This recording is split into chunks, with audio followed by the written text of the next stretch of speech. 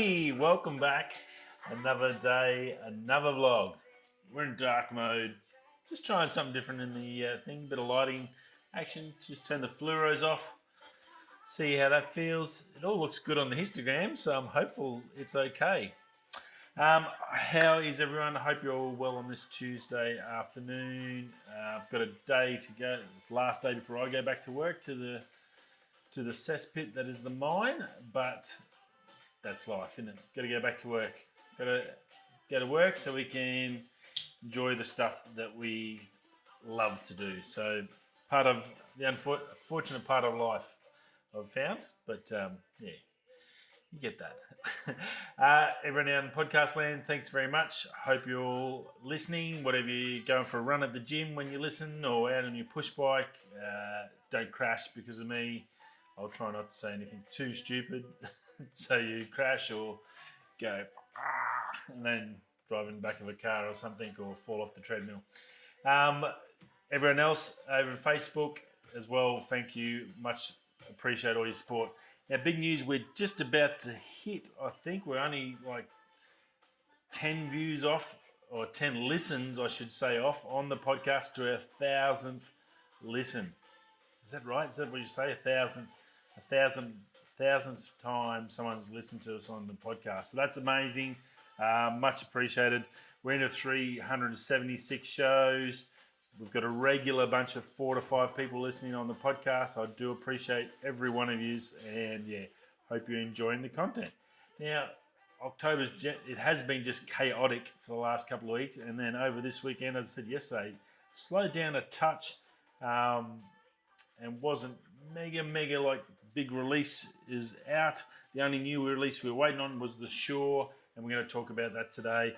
We're going to talk a little bit about some Canon, exciting news for Canon users, and how that sort of reflects on us M50 owners or M series mount owners. And I think that's got a little bit something to do. That's going to say a little bit about our mount with that news. Some stuff on AMD for you gamers, and some interesting stuff with Apple, and some fantastic news we're going to start off the show with, because my poor old sister's stuck there in Victoria and Melbourne.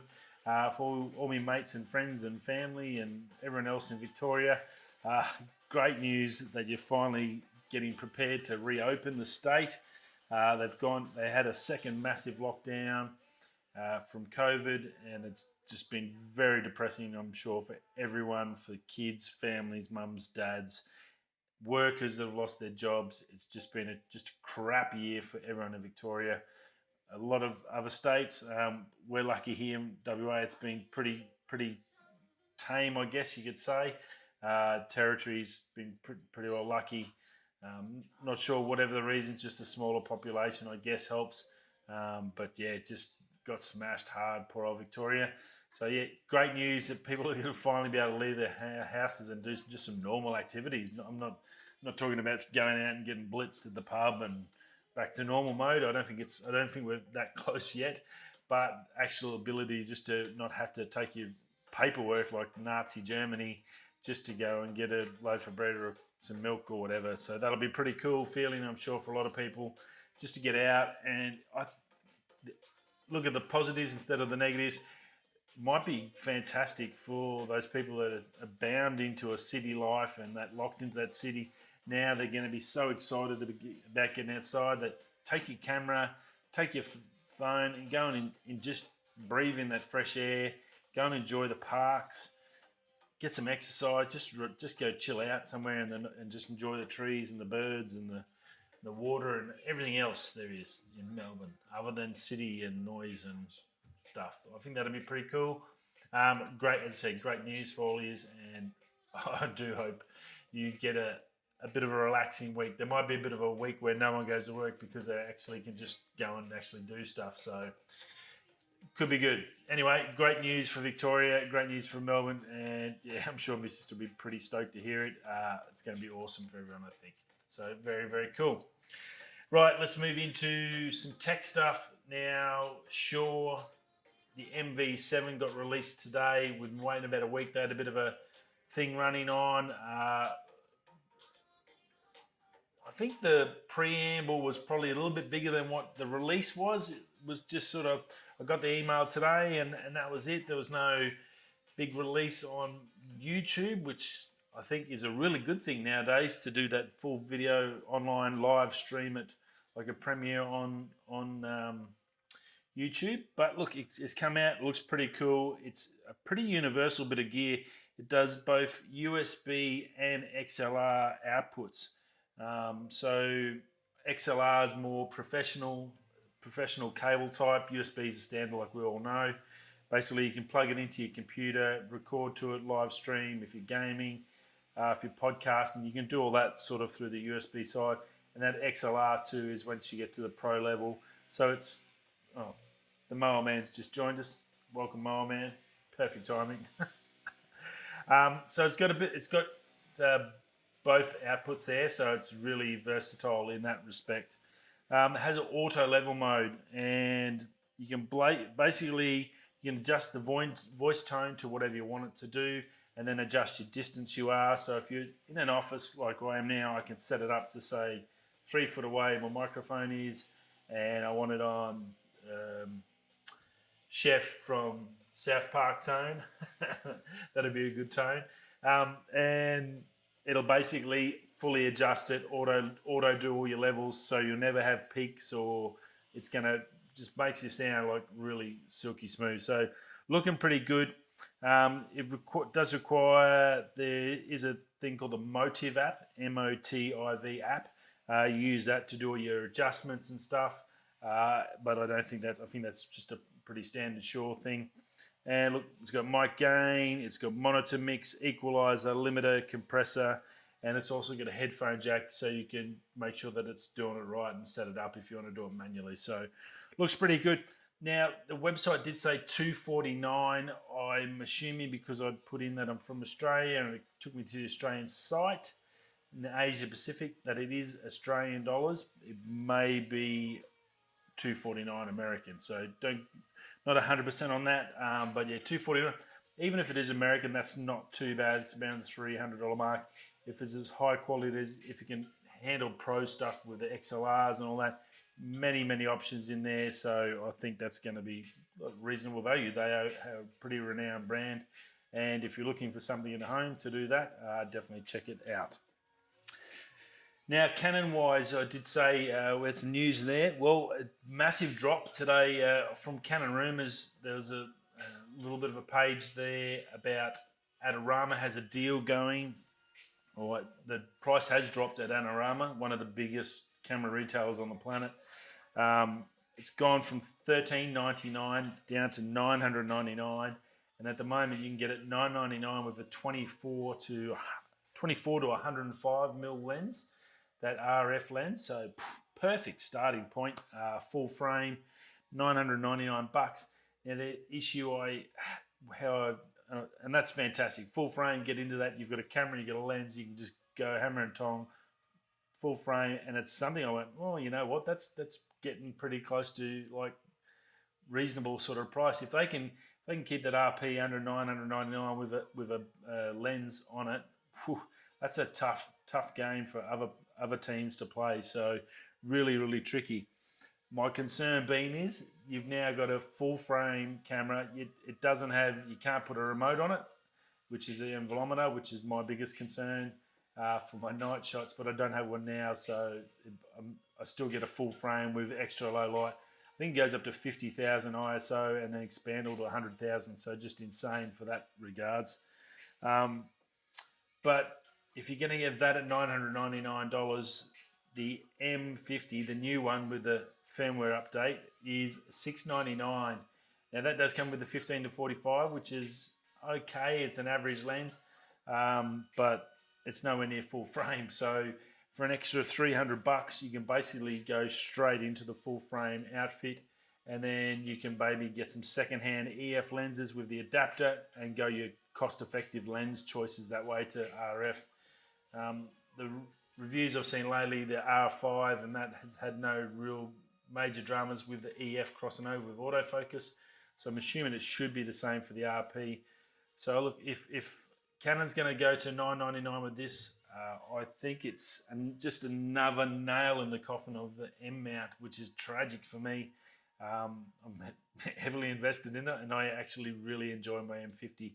I was really hoping, but I just can't see them putting that new pro level M50 that we were hoping for in between that M50 and this RP in that price range. So you're going to have to go, say, 700 to 1,000. You got 300 bracket. You're going to have to go around the 850 mark for a pro level APS-C, because why would you go that when you could buy a full frame camera? It really wouldn't make sense. So I can't see it. I think really realistically what Canon's going to do, the only really range it leaves them is now, and especially for the M6 as well, that M6 Series 2, that's like $1,300. That's going to be more than the RP, so why would you go to that as well? So I wouldn't be surprised if they just leave the M50 as an APS-C, as their one and only APS-C, and they just fold the rest of the line, and they just keep that there as like a pure entry point level, basic of basic, and just keep that running, and whatever lenses is out is all that's going to come. And that RP, they will start bringing out 2021. We'll get a heap more lenses in the cheaper variety, much like we got that macro not long ago, that F2 and stuff like that. We'll start getting a bit more pieces of the puzzle that can be a little bit more affordable. That as an entry point from the RP, you can start to buy yourself a decent sort of prime, not an L series prime, but a decent prime, and start slowly putting the puzzle pieces together, and then they can all swap between whatever body you end up getting or change to. So I got a funny feeling it's yet again just one of those other nails in the coffin. So it wasn't fantastic to see, and it was really like, whoa, hang on, that's nearly affordable. I can really just about warrant that, because that was the sort of price range. That's about $1,500 Australian. If I could get that, that's around the price range I'm sort of looking at anyway. So if I can get a full frame, I think I'm sort of going towards that. Canon might have got me hooked on the full frame. Then I just use my M50 for the video. So yeah, see how we go. What do you think? Rightio, over in gaming, AMD, the first leaked test specs or test checks on it for the 5600X. That's the new chips that just come out, or first benchmarks. Normally single core, which is the gaming thing. That's where Intel has only place Intel sort of holds the lead, I guess. AMD's crushed them on all multi-threaded core tasks and stuff like that. For the last couple of years, they've just smashed them to pieces. Just that single core, for whatever reason, whatever architecture Intel uses, it's kept them sort of as the gamer's choice. Well, with this first benchmarks out, the 5600X, which is about $300, $250 US cheaper than the top of the range 1090K Intel, smashed it. And the 5600 it goes up. That's like the base chip. So that beats Intel's top chip in single core, and $300, $250 US cheaper. So it's about $330 cheaper Australian. That's a massive deal. If that keeps up, look, I could see the end. Intel, we've known for the last 2 years, I think Intel's seen it coming. They have not got a hit in any innings for the last 2 years straight, and it looks like AMD is just sticking the knife in and turning it hard. If these things can smash single core out and destroy Intel on that, well, that's pretty much red wins and blue losers. That'll be the end of Intel. Just can't see them surviving, except for maybe commercial. AMD is just going so good, kicking so many goals. It's very cool. So yeah, interesting to see. Great for such a cheap chip too, like $250 cheaper. Surely AMD would know that if they could have come in at the same price as that top of the range Intel, they still would have been better, because you've got all the other things for the not the single side, the multi-core side. You get all those benefits as well. So definitely value for money. If you're looking for a new chip for your gaming system, or building a new gaming setup, or a new creative setup, AMD looks like it is still number one. Now, Apple Pro headphones, we know about them. They're probably there's between them and the Sonys, probably in the top two. I am getting a review unit in for Sendua. They've just released a Kickstarter, so I'm getting a set of those in. They should be out late November, early December. They've got a new wireless noise cancelling system up that's lighter than the AirPads and a heaps cheaper. Well, the Apple Pro, they're talking about going stemless. So much like you would have seen the Jelly Bean Samsung Buds come out, I think it was earlier this year. Little gold things, looks like little jelly beans, a Jack and the Beanstalk ad. Well, it looks like Apple's going to be heading down a similar sort of a way to go towards that, and they will be just fully stemless, get a better seal in there, lock into the ear a little bit better, and nothing sort of visible, I guess, is what the approach they're looking at. So that's pretty interesting. That's a bit of a rumor floating around. Nothing confirmed on that yet, but not far off. And that's about it. Another day. We are done and dusted. What a day. I will see you tomorrow night. It'll be a little bit later, obviously. Usual stuff. I'm going to drag all my bags back to my room and set up the studio or the office. And I'll see you all then. Cool bananas. Okie doke. Stay safe, and if you're in Victoria, enjoy your freedom. Welcome to parole. Radio, catch us all tomorrow. Whether you're coming that way, catch you Wednesday night. Peace.